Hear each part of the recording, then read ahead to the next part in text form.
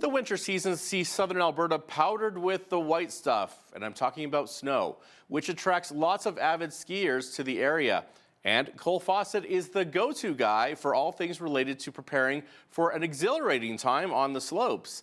He offers valuable insights into the meticulous process of readying the ski hill for the season, shedding light on the behind-the-scenes efforts that ensure optimal conditions and what to watch out for.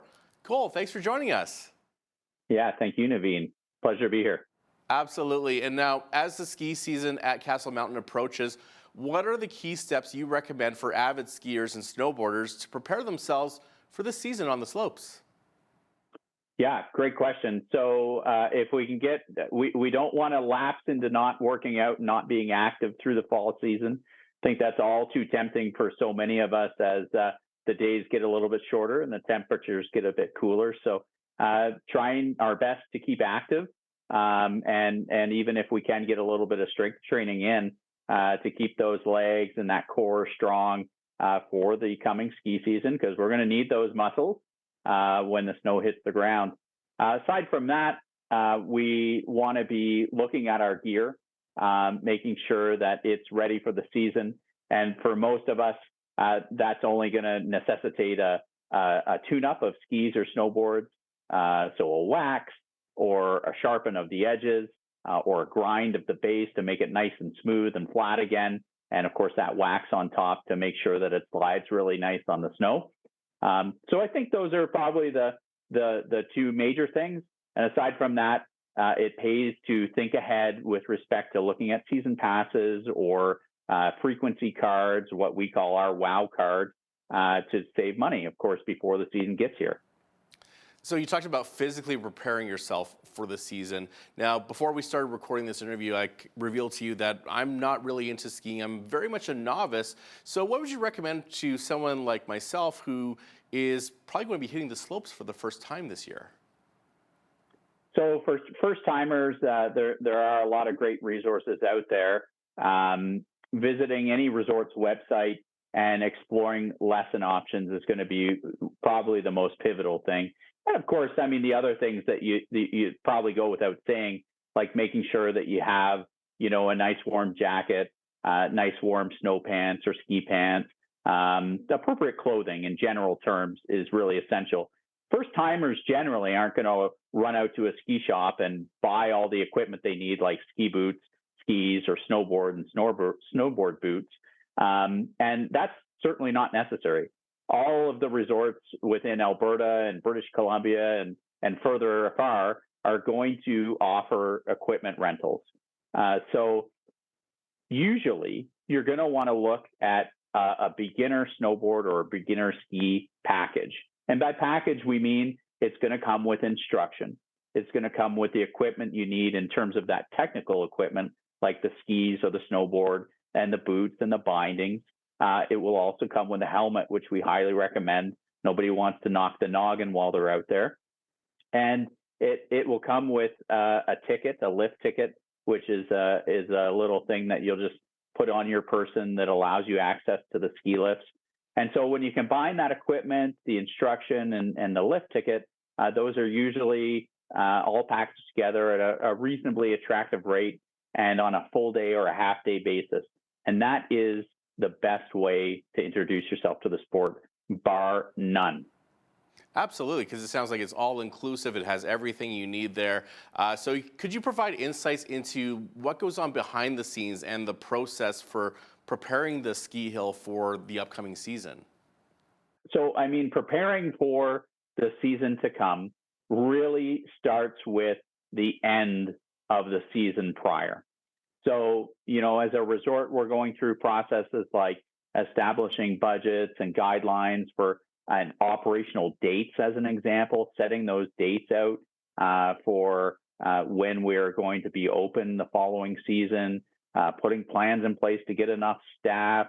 And then on a more technical term, there's a team of about 24 staff members at Castle Mountain Resort specifically that are here full-time year-round, getting things ready. And a good deal of those folks are on the outside operations or maintenance side of our business. And they're in a situation where they're doing all kinds of off-season preventative maintenance on lifts, on snowcats, on other equipment, such as buildings, of course, snowmaking equipment. So the snow machines that make snow early season to kind of get us that great base on which we start the season on. So we're not, encountering as many other obstacles that may lie beneath the snow coverage.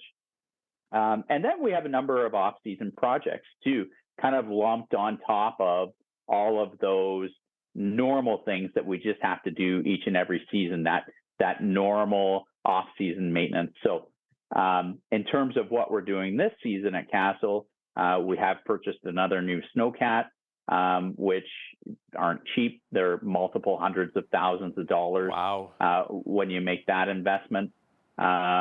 Wonderfully capable machines, but extraordinarily expensive. We have added some snowmaking equipment to our fleet to get us in a position where we can be open reliably when we say we intend to be. There is some building maintenance going on, some new roofing on our staff accommodation, some interior upgrades within the day lodge and our cafeteria and our washrooms, and then some equipment upgrades with one of our lifts. The Huckleberry chairlift is getting a new digital drive, which is more or less the brain of the lift and will help us increase the reliability of that lift for years to come. Now, you've touched on this a bit with improvements you've made to the resort, but for those that might be new to Castle Mountain, what are the distinctive features of your resort that really set it apart from the others? And what should visitors be particularly excited about? Well, first and foremost, if you're from the greater Lethbridge area, this is the closest Rocky Mountain resort to anybody living in greater Lethbridge, or really anybody in the southwestern portion of the province. So that in and of itself is important to note. Castle has some exceptional terrain.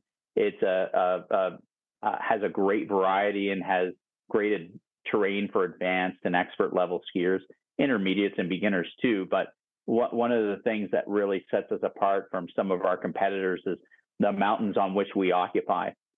We have an abundance of terrain, and we see the most snow on average in the province of Alberta, period, of any other resort. Wow. Aside from that, there is a certain, I think, different feel to Castle.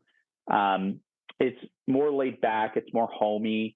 It is owned and operated by the community. We have over 200 shareholders who are almost exclusively Albertans and who put their money into the resort basically to see it continue to exist kind of from the mid-90s onward, when it wasn't quite as vibrant, and it wasn't in a position where it was sustainable.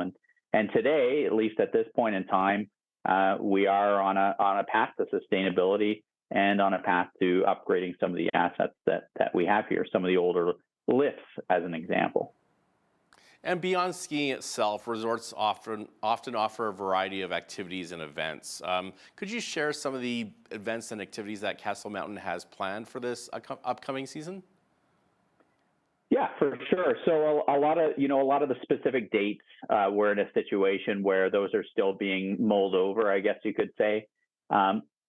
Most of our programming is going to be ski or snowboard related, whether it's an on-mountain scavenger hunt, or it's a ski race, or a freestyle competition, or a big mountain competition. Most of what we have here is going to take place on the snowy slopes in some way, shape, or form. As far as non-skiing stuff goes, we do offer a cross-country ski network here at the resort. It's pretty small, but it exists. And adjacent to us within the Castle Provincial Park, there are some maintained, groomed cross-country skiing and snowshoe trails, very close proximity to us. And I mean, aside from that, the other thing that we have that's unique to Castle and is actually very unique in North America is we have kind of what most people would think of as a ski resort with ski lifts, and you take the lift up and you ski down a run, and it may be all natural terrain, or like powder, or it may be groomed nightly, but we also have something called cat skiing or snow cat skiing.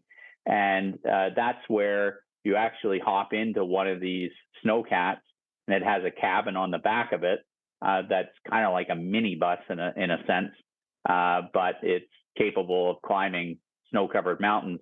And cat skiing for us is a very exclusive experience. It's only 12 people per day, 5 days a week, and they get about 1,000 acres of skiable terrain all to themselves. So that's very unique. A lot of cat skiing operations are like in the backcountry. Sometimes you'll fly in via helicopter, or there'll be heli skiing operations. But at Castle, we actually have both of those operations kind of side by each. In fact, you actually take one of the chairlifts to get up to the cat, and then every run you go up the lift, up the cat, ski down, and then repeat that several times a day. So that cat skiing sounds a lot of fun. So what recommendations do you have for visitors regarding maintenance and selecting the right equipment for the conditions they might occur at the mountain? Yeah, well, some might say, especially if you're in the ski industry, you can never have enough pairs of skis or snowboards. But really, that's not a feasible thing for most of the population. Mm-hmm. So at the end of the day, you want to select. I'm not a great expert in this field. There are some great experts in equipment selection at retail stores across Alberta and beyond, of course, and some great resources online. But certainly doing your homework, putting some time into understanding what ski or snowboard works best in what conditions, and putting some thought into where you like to go on the mountains and what type of terrain you like to access. Those are all really valuable things to put a little bit of time and thought into. But certainly there's no substitute for visiting your local ski or snowboard shop. These folks that are generally employed there live, eat, and breathe the sport.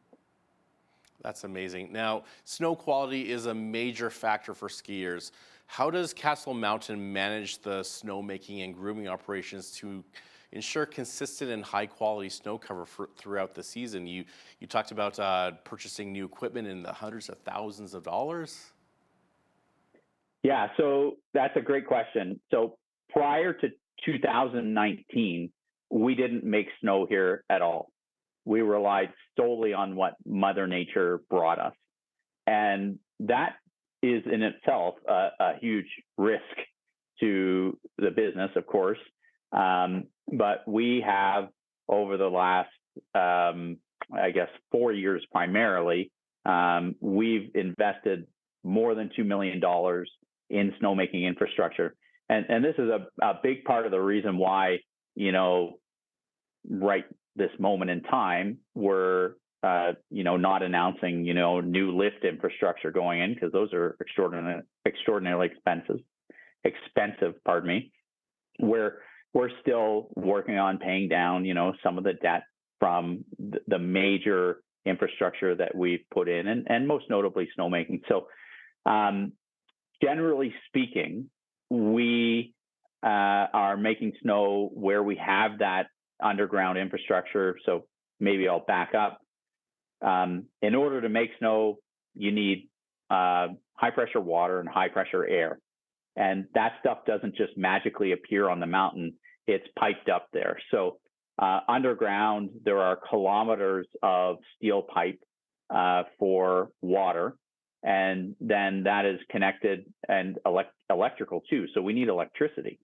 So we've got electrical cabling and water piping going up the mountain in various locations. And the snow machine or the snow maker is connected to that at where we need it, at those pedestals, I guess we call them, or outlets for water and electricity. So if you can just imagine the infrastructure that's in a city to get water to your home, as an example, we have something similar to that here, except on a mountain in the Rockies. So That's really pivotal. Most resorts are going to have this, and of course, we're no exception in this day and age. And so you connect your snowmaking equipment, your guns, sometimes they're referred to, or machines, and basically that high pressure water is thrust up into the air with high pressure air, and it falls down as snow. Slightly more scientific than that, but when it's cold enough, it'll just fall down as snow. So when we talk about getting ready for the season, snowmaking is a really essential part of this. We spend dozens and dozens and dozens of days and hundreds, if not thousands, of human hours on making it. And it's all in the name of getting a good surface down in the event that Mother Nature doesn't deliver. And even if she does, it serves as a great base to help protect us and our equipment from some of the natural hazards that lie beneath. Well, that was very educational and informative for me. I hope that our viewers got a lot out of that too. That was Cole Fawcett with the Castle Mountain Ski Resort. Cole, thanks so much for joining us today. My pleasure. Thank you. I'm Naveen Day. On behalf of all of us here at Bridge City News, thanks for watching.